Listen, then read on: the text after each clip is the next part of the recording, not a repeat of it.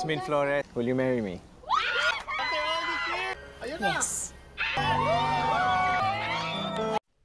Nang naghihingalo na si Iris ay sinisi ni Vito si Jasmine na siya ang may kasalanan ng lahat, na agad namang sinumbat ni Jasmine na paano niya naging kasalanan, lalo't siya ang bumaril kay Iris. Nagaganti pa siya, samantalang siya dapat ang maghihiganti sa kanila dahil sa mga ginawa nila sa kanyang pamilya. Napintay niya ang nanay niya at nagpatong siya ng milyong-milyon sa ulo niya para tugisin siya ng mga tao na parang hayop. Sabay tumingin siya kay Iris at sinabihan niyang yun ang karma niya. Agad tinutok ni Vito yung baril niya kay Camila. Sabay sinabihan niya si Jasmine na yun din ang karma niya. Kaya sinubukan ni Jasmine na harangan ito pero binaril siya ni Vito na agad-agad itong natumba at agad nilapitan ni Vito para barilin ulit. Pero nagmakaawa si Camila, maging si Iris ay tinawag niya ang daddy niya na nagmamakaawa ang mga mata niya bago nalagutan ng hininga. Sakto namang dumating si Tyrone na agad niyang tinulak si Vito kaya gumulong pababa. Sabay napasigaw ito nang makita niyang nabaril pati si Jasmine, na agad-agad niyang kinarga si Camila at humagulgol na ito nang mawalan na ng malay si Jasmine. Malungkot naman ang mga kaibigan ni Mira, maging sila Dahlia, nang aalis na ito papuntang Boston. Pinuntahan naman ni Eric si Sandro sa hospital para ipaalam na mission accomplished. Sabay sinaluduhan niya ito at mangiyak-ngiyak nang sabihan niyang alam niyang ayaw ni Sandro ng drama, pero nawala na siya ng tatay na sana hindi na maulit yun, at nagulat siya nang magkamalay na si Sandro.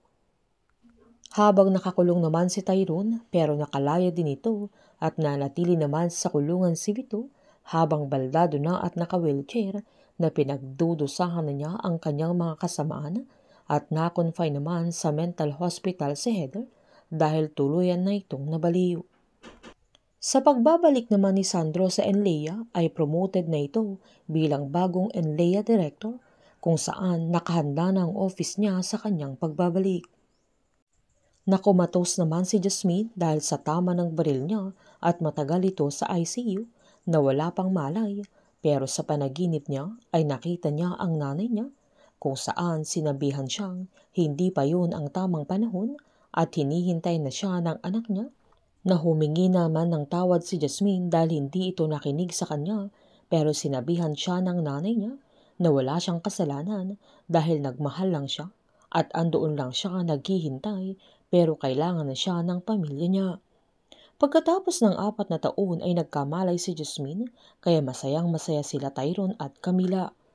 Muli silang bumalik sa San Remo, kung saan binigay ni Tyrone yung album habang nasa garden sila, na kinento niya lahat ng mga nangyari kay Jasmine habang nakumatos ito, at kinento din niya na nasa Boston na si Mira habang promoted na si Sandro, maging si Dahlia at Tommy ay kinasal na din at buntis na si Dahlia, at nag-asawa na din si Mang Berting habang malaki na si Camila.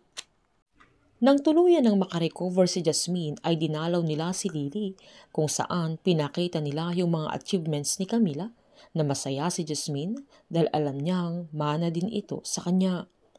Sa araw ng kaarawan ni Camila ay umuwi sila Mira kasama ng daddy niya, at andoon din ang mga kaibigan niya, na andoon din sila Mang Berting, pati ang asawa niya, maging sila Tommy at Dahlia. Nang tanungin ni Jasmine kung ano ang wish ng anak niya ay giniit ni Camila na sana mag-yes na ang mami niya, kaya napaisip si Jasmine na agad namang sinabihan ni Mang Berting na humarap siya kay Tyrone.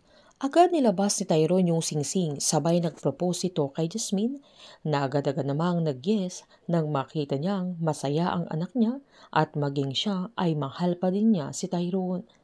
Masayang masaya silang lahat sa araw na yan, na pagkatapos ng lahat ng mga pagsubok nila na parang wala ng katapusan ay naging masaya pa din sila hanggang sa huli. Dito na po nagtatapos ang Lavender Fields, at maraming salamat po sa lahat ng mga sumubaybay sa aking channel. Sama-sama po nating subaybayan ang advance episode ng Incognito. Patuloy lamang po manood at mag-subscribe sa aking channel para po ma-update po kayo sa advance episode. Marami pong salamat.